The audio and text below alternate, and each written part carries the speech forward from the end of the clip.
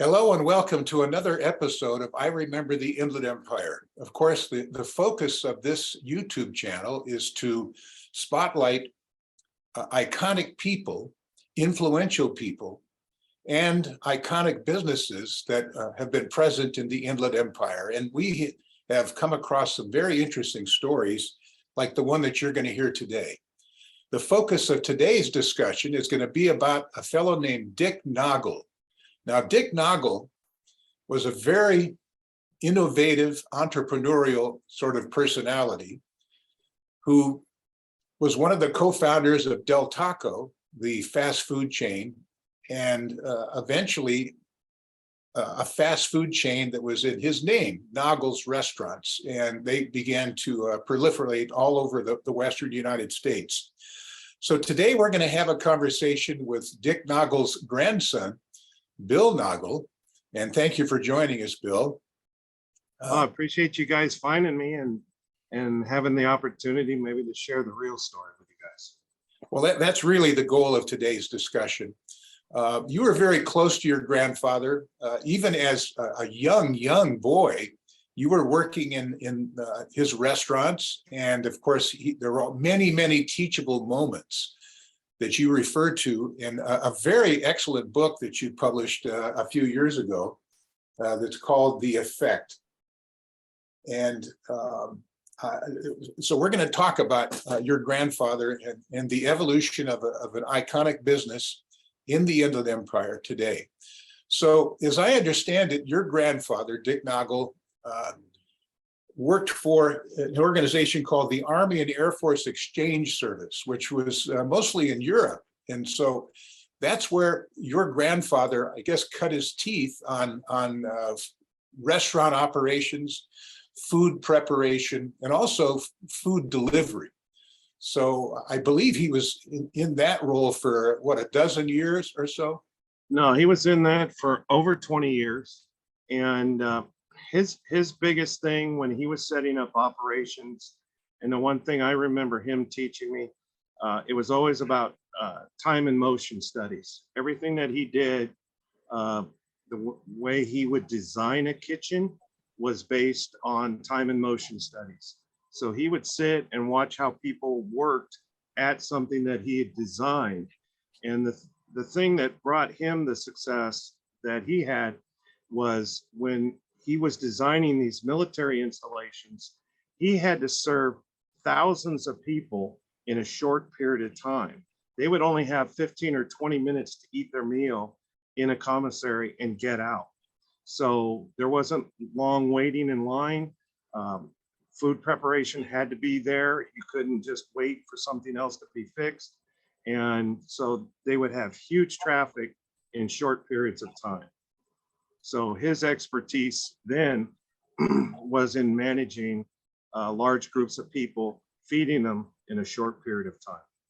And of course, the emphasis, in addition to accomplishing that, was the quality of the food. It had to be delicious.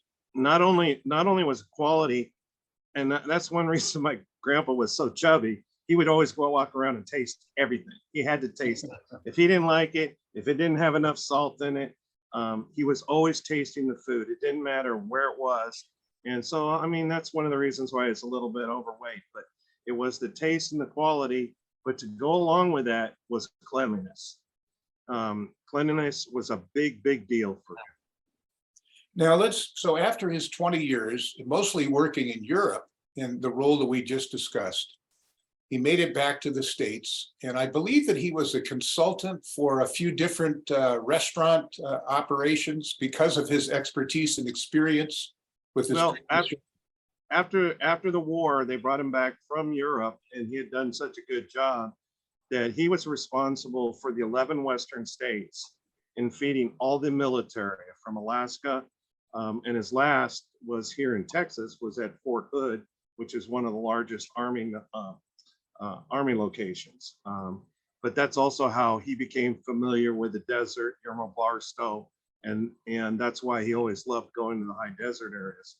But yes, what that translated into when he was retiring was he was focusing on kitchen development and basically just being a salesman, selling equipment, everything from speakers and mics, which are used in all the drive-throughs nowadays, to kitchen design.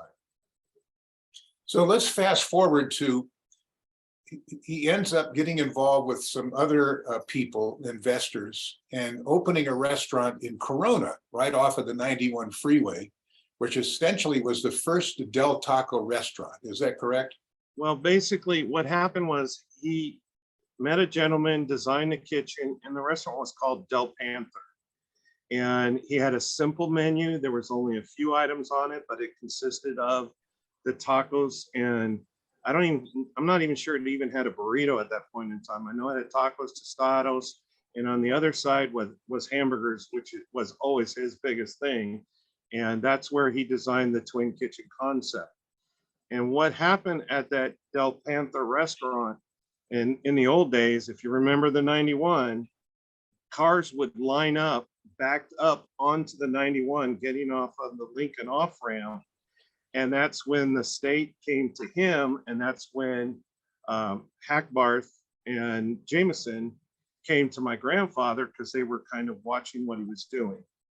And from there, my grandfather got involved with them, and the city got involved and the state, because they didn't want the traffic backing up. And that's where the Del Taco Corona on Grand Avenue was formed. And that was the one my grandfather ran for the first 2 years as they started to build. And from there, that's when they started to build out all the Del Tacos. So how long was he with that group, with Del Taco? Eventually, there was a parting of the ways, and he decided to leave. Well, the biggest confrontation that my grandfather had that I remember from those days is he wanted to keep the menu the same. He didn't like changing and introducing things, because one of his biggest things was training the customers, keeping the menu simple so that he could serve them fast. But then the other thing that he wanted to do, which a lot of big companies do nowadays, was have his own commissary, where they brought all the food in, they could control the food preparation. And from what I remember, there became disagreements around all of that setup of it. And my grandfather became very frustrated. And again, at that time, I was very, very young, but I still remember some of the conversations that we had later in life. And they came to my grandfather and offered him somewhere. They bought him out at that time, believe it or not, for $75,000 to $100,000. And I think there was about $20 to $22 tacos at that time. And he took that money and then bought the 14th and Brockton location. Okay, so let's talk about that. So 14th Street in Brockton is in Riverside. It's almost across the street from Riverside Community Hospital. And I think on the western edge of the property was the cemetery, right? Yep, and everybody, I remember getting in there, and my grandfather did a lot of the work himself. And I remember him sitting back in the chair, and he said, everybody's gonna laugh at me. They're all laughing at me because several restaurants have been in that location. And here I am sitting in a hole behind a hospital next to the funeral, and they're all gonna brag about how they're gonna bury me in that cemetery later, that I've made such a bad investment. And in the book, when I wrote it, one of the things that my grandfather loved was horses. And there are posts shown, I don't remember from the photos, but he always had hope that people would actually come there in their horses and tie up their horses and come in the back and eat at the restaurant. So, but that was his comment to me. I'll never forget it at the hospital. And he just looked at me and he goes, Sonny, I'm gonna prove them all wrong. Well, you talked about the scabs on his leg when he came to pick you up for the trip to the Angel game. And that was because of the lime that was in the concrete, right? It had gotten on his legs and then burned some of his skin.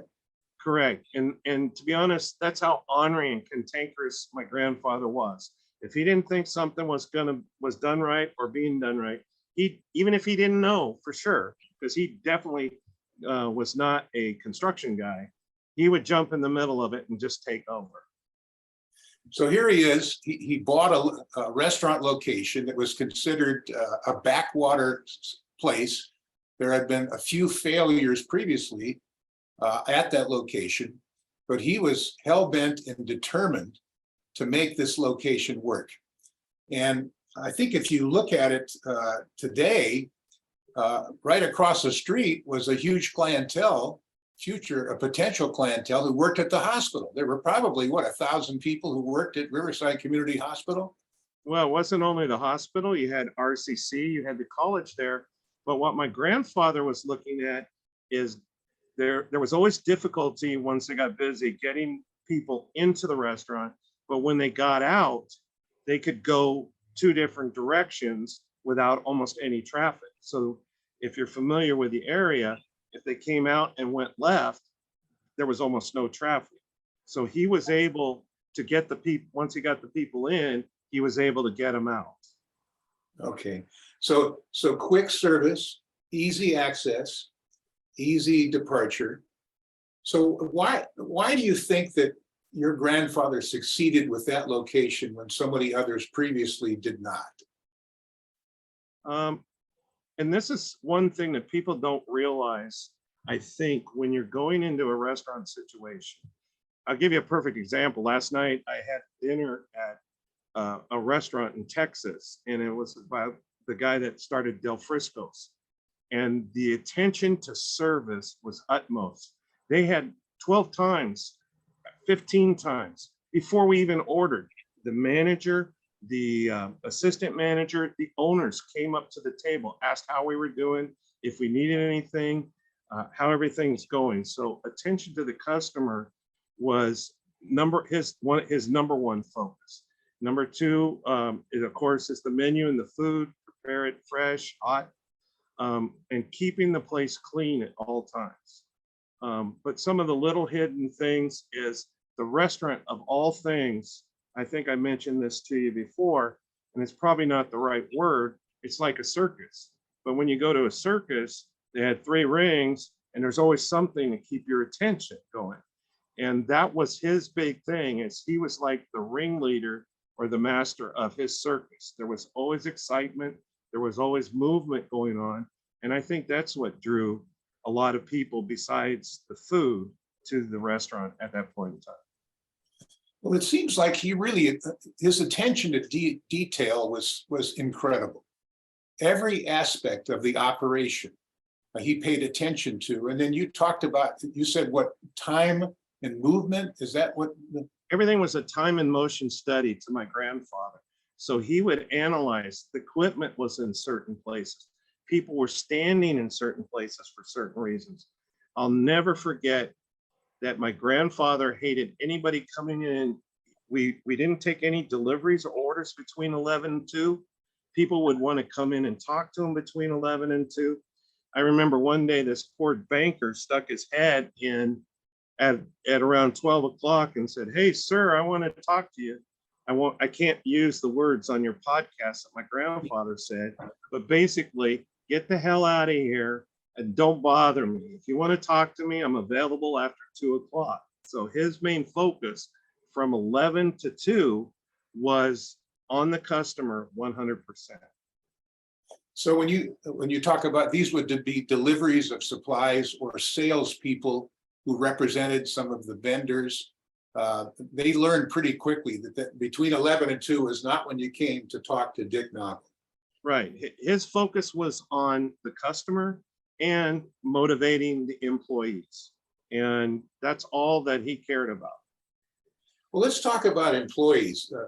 I think he saw the incredible importance of hiring the right people and training them well. And as I remember reading from your book, that when he was going to hire somebody in the early days, he would spend a couple of hours with them, really getting acquainted to understand their histories, their priorities, their interests, just to make sure that they would be an appropriate fit for his team, right?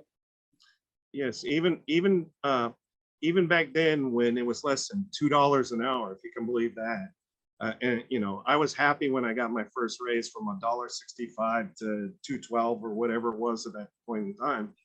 He felt one of the biggest hidden costs of any business was hiring people and then losing them, dedicating time to train them.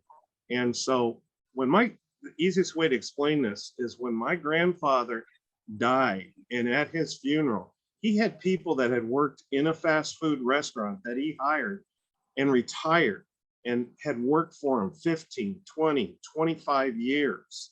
So his focus was when he hired somebody and he trained them and he gave them the responsibility that he wanted them to stick around. And, you know, nowadays you can't advertise this, but like if a high school student or kid would come in with an application, the first time they come in, he'd look over at me and say, watch this. He'd throw it in the trash. He goes, that kid will never be back. Then if the kid came back a second time, he'd hand him a new application. I'm sorry, I misplaced it. And then he'd take that one, throw it in the trash. And then he figured that if a high school student would come back 3 times face to face, then he would sit down and give them the time. And he would ask them questions. What's your favorite subject in high school? If they like math, hey, this person could work up front, can work the computers. Or you like wood shop? Well, maybe this person might be good for working the grill. So he was always trying to put the right person in the right spot. It wasn't just hiring a body.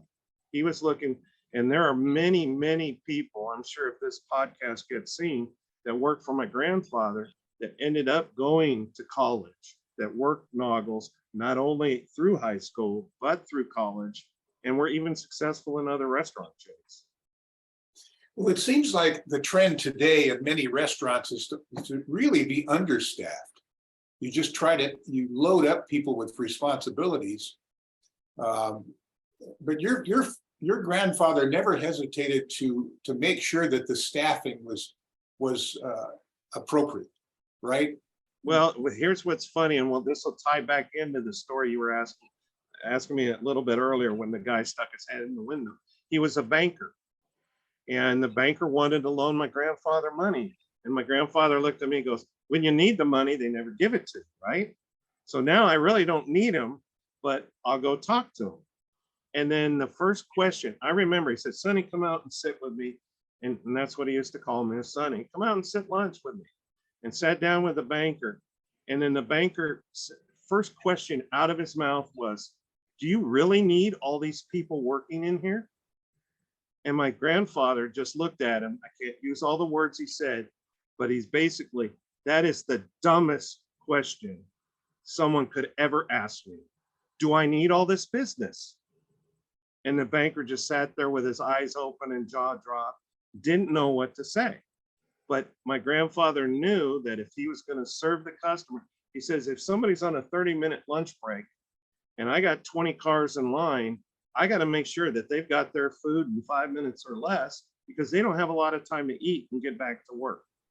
So I need these people to be able to serve the customers the way I do. Now talk about the drive-through concept. It seems like he totally perfected that. I don't think he invented the drive-through concept, but he was able to perfect it. And talk about how he did that. I think the goal is what, 6 customers per minute? He had 5 to 6 cars a minute. I know that people that had worked at Noggles before, they can attest to it. Even today, 3 cars a minute would be fantastic. But what my grandfather implemented, number one, is he wanted to train the customer. If you're going to come to my drive-through, you better know what you want. If they didn't know what they want and they pulled up on lunch, he'd just quickly, how many in the car? Oh, there's 2 in the car. Let's give them a taco, hamburger, fries, 2 drinks, and pull forward. He'd give them the food for free. And then when they pull up, we'd hand them bags and they go, what's this? This is your lunch. Don't come back to my drive-through if you don't know what you want. Here's the menu. And he did that consistently. So number one was training the customer, but several things that are lost, even in today's technology, is an example is they repeat orders. My grandfather said, never, ever repeat an order. He hated suggestive sales. Now, if you're going to come to my walk up, I'll spend the time with you. I'll explain it. And usually we had somebody out there that could take the time with the customer. But if you're coming to my drive-through, you better know what you want. So he would not, he would look at it and say, why do I want to suggest to sell a brownie and have 4 cars drive off on the back of the line because I'm not moving these cars through my drive-through? That was his big thing, was to move out the customers. And that's what he would stand. He worked in the second grill position, so he could always watch. He controlled the speaker. He had a secondary button that he could actually control the speaker and tell the customer to move their butt forward. He would hate it if they turned off their motor. Like if they pulled up and turned off the motor, he first thing out of his mouth is, damn it, this isn't a parking lot, pull forward. That was it. They didn't have a chance to order. So his biggest thing was, when you come to my drive-through, know what you want. Now, when we're handing out the food, let's say an order was $4.25. He would have me come down on taco nights in summers when they were busy at lunchtime, because my skinny little butt at that time would fit out the drive-through window. But if it was $4.25, I'd have 3 quarters in my hand. So if somebody was going to give me $5 cash, I already had 75 cents change. I had the food, their bags, in my left hand. And then if they gave me a 20, somebody was handing me a 5 and a 10 to give them the rest of the change. Thank you, have a nice day.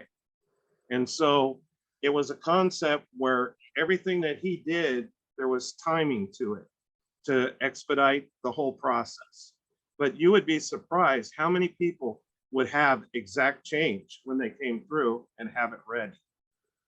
Because they were well trained. Correct. So it sounds like your grandfather was kind of a cantankerous man. But then he was what, and I think this is kind of like that circus environment I was mentioning to you earlier, is people would come to the walk up because they don't know what would come out of his mouth next.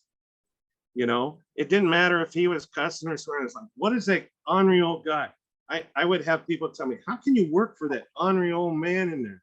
And I was like, I'd look up at him. I said, well, I hate to tell you this, but he's my grandpa.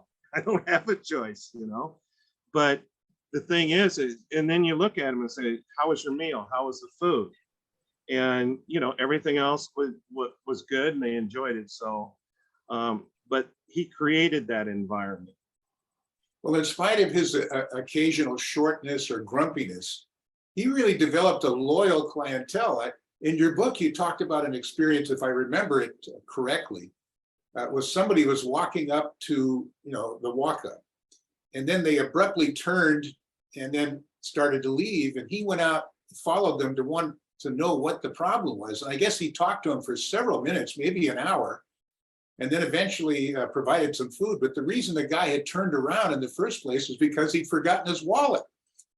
That's correct. My grandfather, and unfortunately he's kind of instilled that in me, is he was always looking. He always knew when people were coming in or coming out. He wanted to know why that guy left.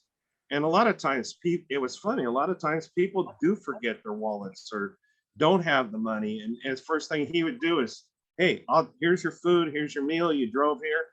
And, 9 out of 10 people would come back and bring the money. I mean, he had no problem. So he was always 100% customer oriented. So he would really develop a relationship with this person.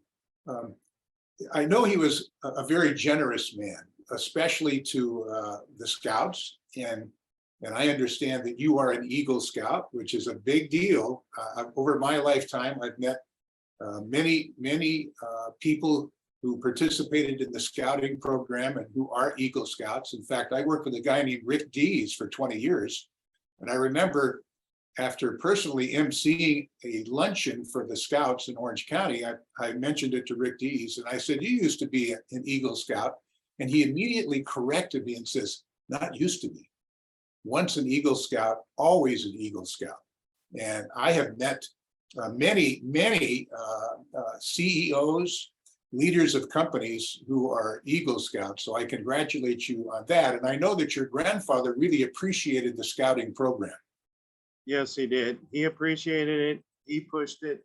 And actually, my father did too. My father was handicapped and in a wheelchair, and he motivated and even though I loved to sneak out at 4 a.m. and go down and start working at the restaurant, it was always important for me to have the extracurricular activities from music to scouting as well.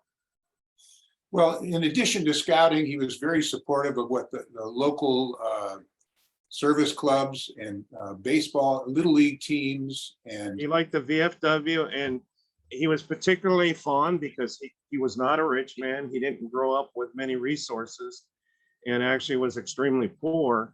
And he had a fondness for the Salvation Army because he had used it quite a bit growing up. So that was important to him. I thought it was interesting how as his companies grew, he couldn't remember everybody's name. So usually he would refer to them as Joe. Yep. All the guys were Joe and all the women were sis, pretty much. Yeah. Now, as he began to expand, so he had to find other locations. And it seems like he had an MO for how to choose a location that had the greatest chance for success. Can you talk briefly about what his criteria were for choosing another location? Well, for my grandfather, because he had been in the Army and Air Force Exchange Service, a lot of times there were certain areas that were overlooked. As an example, in Southern California would be the high desert area, since you're talking about San Bernardino. So areas like Guillermo Barstow, yet he knew there were a lot of Marines out there. So one of his first, whether you look at the original Del Tacos or you look at the original Noggles, Victorville was in there, Lancaster was in there, and Barstow, Yermo, El Centro. A lot of those places, most companies in those days would think, oh, that's way out of the way. Yet he was very successful. And the other thing that he knew when he went to those areas is that there would be military people that were retiring. And he felt that some of those were the best people because they were well disciplined to manage the restaurants as well. So he wasn't just looking at it for location, he was also looking at it for personnel. But he was always wanting something like in those areas, close to the freeway, easy to get in and out of. So there was at least 2 directions to go. So the cars didn't get backed up in the drive-through. And he loved schools. He loved kids, but he was like, they're great to get my business going, but then they're the ones that are always trashing my parking lot and picking up the trash. So I've got to make sure I've got the right night managers in there to control them. But he believed that the high schools and a lot of the students helped get his businesses growing as well in the beginning. Now, you literally started working in his business. What were you, like 8 or 9 years old? No, the first job I remember having was working at that Del Panther in Corona. And I was standing on a milk carton filling drinks all day for like 8 hours. And he'd have me cleaning the parking lot. I'd keep wanting to sneak back to the grill and he wouldn't let me. But that's where I learned about detail. And he would actually say, look, Sonny, you thought you had cleaned up the driveway. Look, there's a cigarette butt. And I would have to go out and pick up the cigarette butts, or there's a loose rock. There's something that someone can trip on. Oh, look, you missed that chewing gum wrapper. So at a very, very early age is when I started. And to be honest with you, I loved it because he would come pick me up on a Saturday and then I'd spend 10, 12, 14 hours with him wherever he was, whether it was the Del Panther, Del Taco. And then, of course, with Noggles, I started riding my bike and working there. So you grew up in the business, and eventually you were actually managing some of the locations. And you indicated previously that if he was aware of one of the locations that were not living up to their potential, you were assigned to that location to turn things around. Yeah, it was fun back in the days because I was going to college, but my first management job was night manager at Colton. And it was funny because we started moving cars. And at nighttime, if you move 2 to 3 cars a minute, that's pretty fast because the orders are larger and you're serving more people. And I remember the McDonald's manager coming over and getting upset because we were getting all the cars. And it was funny that at that time, the Colton and McDonald's started closing earlier because it was a franchise because we were getting all the business. But I was the night manager at Colton. I was a manager in Paris, California. I never got any of the glamorous locations. I was also a graveyard manager in Fullerton, and then I was a district manager in Utah. Well, he must have had a lot of confidence in you because he had trained you personally, that you had the capability to go to these places and to really tune things up. Yeah, I enjoyed taking something that was a negative and turning it into a positive. Yes. Yeah. So I think it would be safe to say that your grandpa, Dick Noggles, was a workaholic. There's no doubt about it. I mean, to be honest with you, that's why he was married 7 times. You know, the business. He was married to the business. So I knew he had after I didn't finish your book, but almost. But so he was literally married 7 times because he wasn't home, right? Those are the ones that I could count for sure, was 7. So but to be honest with you, my grandmother, he was married to first for 35 years.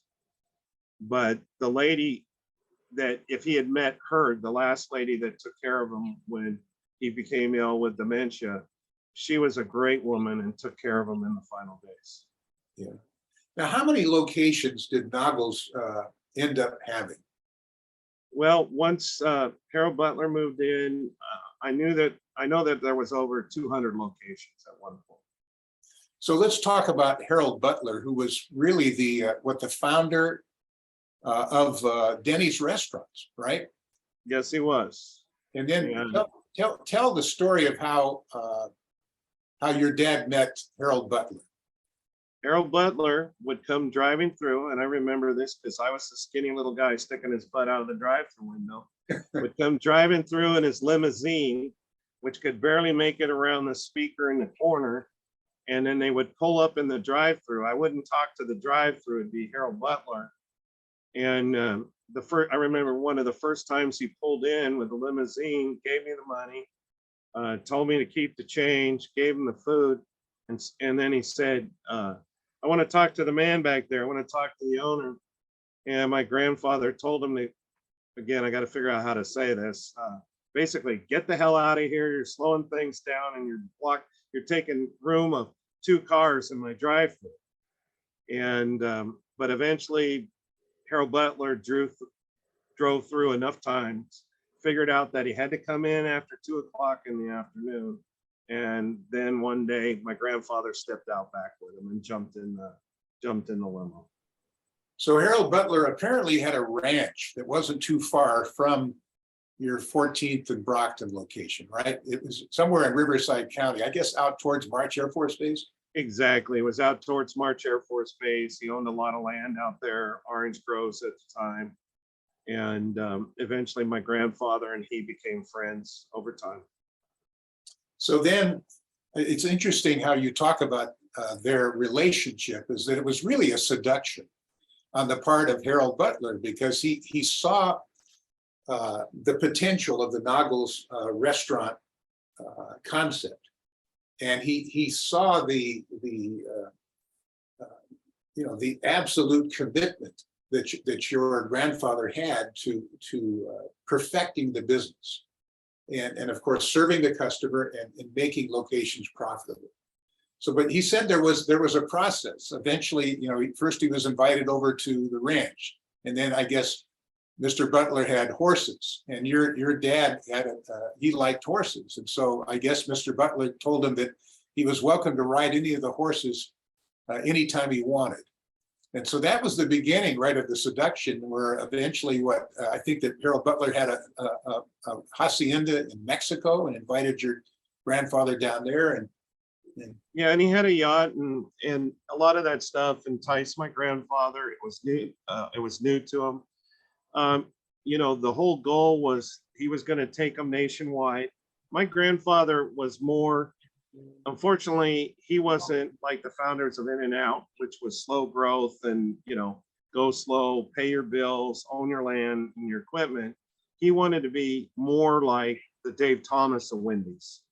That I think he wanted, because of all the years of hard work, he wanted the recognition more than it was the money.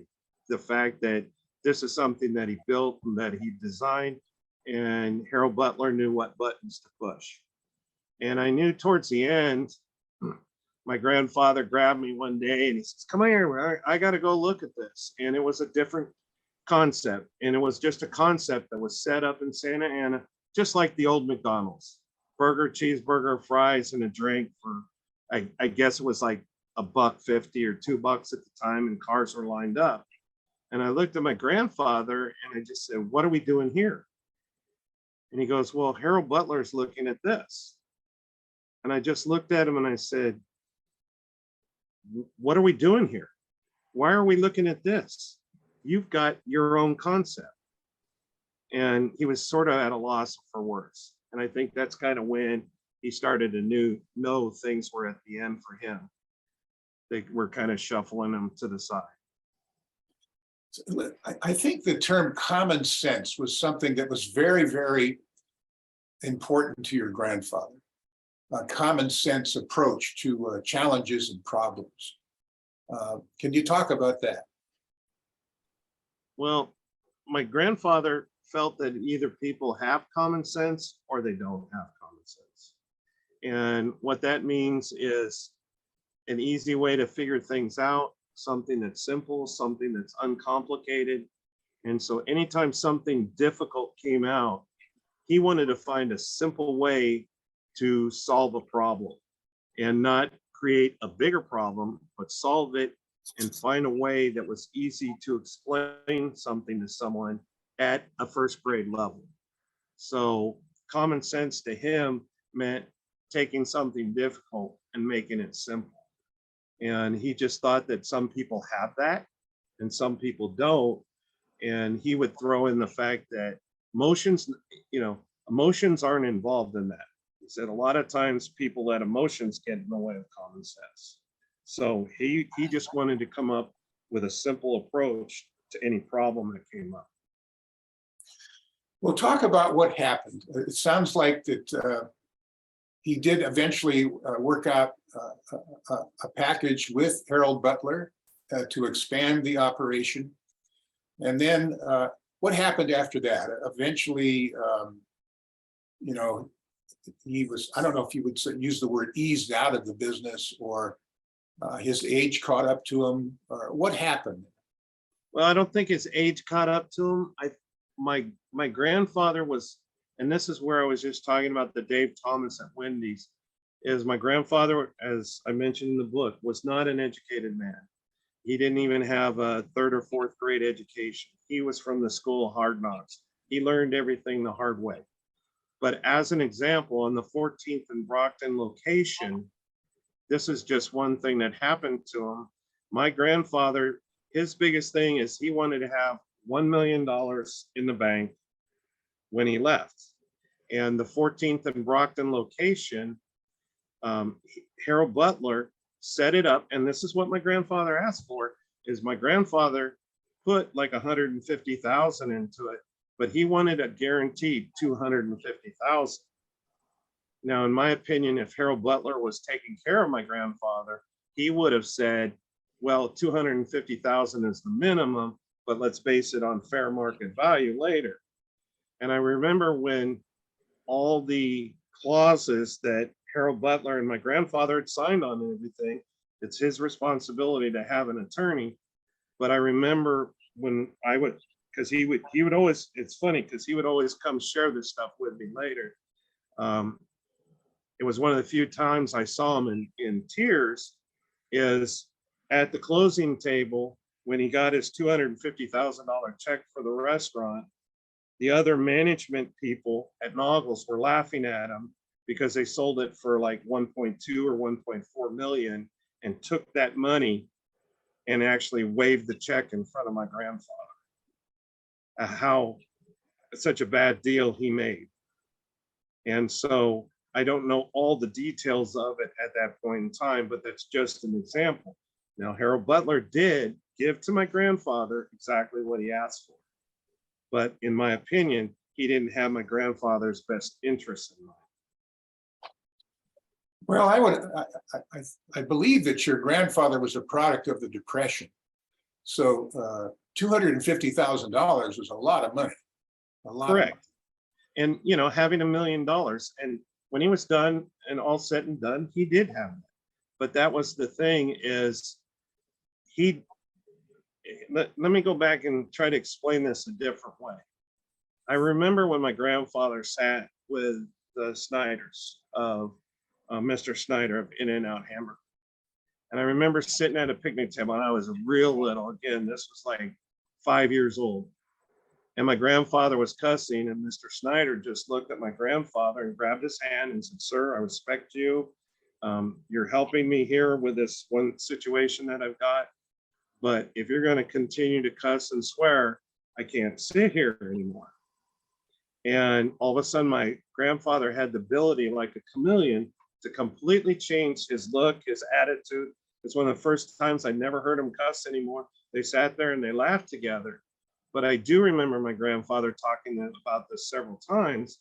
Mr. Snyder said, "Look, sir, you're going to be very successful, but pay for your building, pay for your equipment, and pay taxes." And my grandfather hated to pay taxes. That was his biggest thing. And that was one of his biggest problems. And the only way that accountants could tell him that he wouldn't have to pay more in taxes was to take his profit and build more restaurants. So what would usually happen, like with Del Taco, is they went from 1 or 2 or 3 to 20 or 30 all of a sudden. And then my grandfather couldn't micromanage them all. And basically similar type thing happened with Noggles, is it went through that growth spurt, and all of a sudden he can't micromanage it and do the same. And I look at it today, and I just wish that my grandfather had taken the advice that he had been given, is go ahead and pay the taxes and just grow slowly. How much? And his comment was always, "How much money do you need, sir? Just pay the government." And his comment, being a Christian man, give to Caesar what is Caesar's. Right, I got you. So you indicated that towards the end of his life, he started to encounter issues of dementia. So you were so very close to your grandfather. That must have been very difficult for you to witness.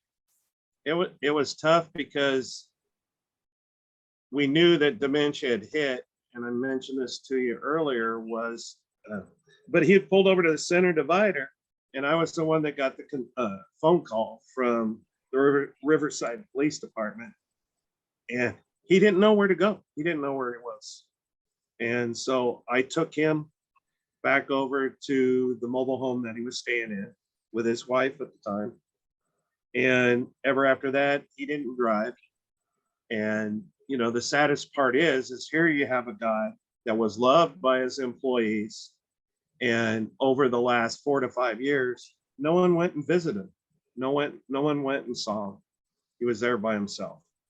And I would go over at least once a week. I would take my kids, but it was difficult. But the funniest part about it all is he'd keep repeating the same stories over and over of things that had happened between us. From drives and rides. And so that was kind of cool. Well, he was obviously a towering presence in your life, but also in the lives of so many other people. Here's a man, it sounds like, did not really have much formal education, but he was still a brilliant person. He was a brilliant man. And with a solid foundation of common sense, and determination, he was able to succeed and really make a huge impact on the world around him. Is that fair to say? Oh yeah, I know. He loved the average. He would call him the average Joe. Most of the people that worked for him, but he had a way of making them feel special. and a way of treating them. And like I said, to have people work in a fast food restaurant and not be managers, remain as a person working the grill, or a person being your lead taco bar, or and then even managers and assistant managers to work 20, 25, 30 years and make it their life. He had a special gift for that. So it seems to me, with all of the experience you had working in those restaurants and being next to him, you would be a guy who would still be in the restaurant business, because you certainly know how to make one work. But that's not the case. You left the restaurant industry, and tell us what you're doing now. Well, I left the restaurant business. I've done for over 30 years independent sales of construction products. I was in finance for 4 years, mortgage company. When we came here to Texas, I sold 300 homes in 6 years, working for a home builder, and now I'm in construction.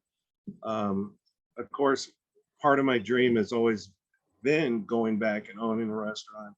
The only problem that I've got is I don't want to be beholden to anyone. And as you know, it's very time consuming. It takes a lot of time. You have to work. My grandfather, like you said, was a workaholic. When he opened a restaurant, he'd sleep there. You know, he says it takes 2 years to get it going. You're working 18, 20-hour days. And what I learned from his experience, people would always come and tell him, you need to add this, you need to change this, you need to do that. And he had something that was very successful that if it was still opened up and it was done exactly the way he set it up, it would still be successful today, just like In-N-Out hamburger. Problem is, people always want to change a good thing. Yeah. So as we conclude here, anything else you would like to say about your grandfather, Dick Noggles, that we haven't covered? You know, what I'd like to say to you guys is I'm appreciative that you took the time. I really like having this opportunity to share. I wrote the book because so much misinformation was on Wikipedia. And for anybody to talk about my grandfather, I don't think there's anybody else that had the closeness and the time from my age of 5 until he died, and some of the ups and downs that he went through. So just, I'm appreciative of the fact that you've taken the time to hopefully properly document this, and it'll be there on YouTube forever. So I'm appreciative of that. So how do we get a hold of your book? It's called The N Effect, Power of Influence, by you, Bill Noggle. How do we get a hold of you? One of the things I did is, one of the things that I wanted to preserve for my family and for my boys was the Noggles name, and try to keep the history straight. So I put together the Noggles.com website, and I'll be 100% honest, I have not been maintaining it very well. But after this, I am going to get together with my web guy. I'm going to try to get it updated, and I'll have everything tied into www.noggles.com. There's also a website that has the ineffect.com as well too. Okay. Well, listen, it's been a wonderful discussion. Your grandfather, Dick Noggles, really seemed like an extraordinary person.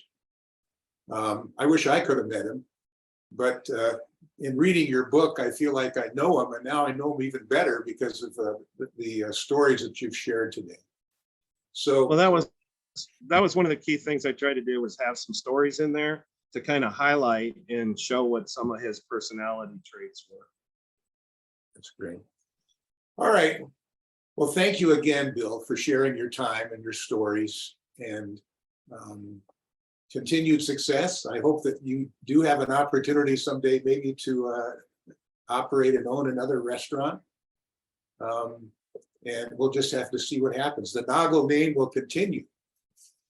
Well, I appreciate that, and God bless you guys, and thank you for the opportunity. Okay. Well, that concludes this episode of I Remember the Inland Empire. Thanks for joining us. Today's program was produced and edited by Mike Coonard. We'll see you next time.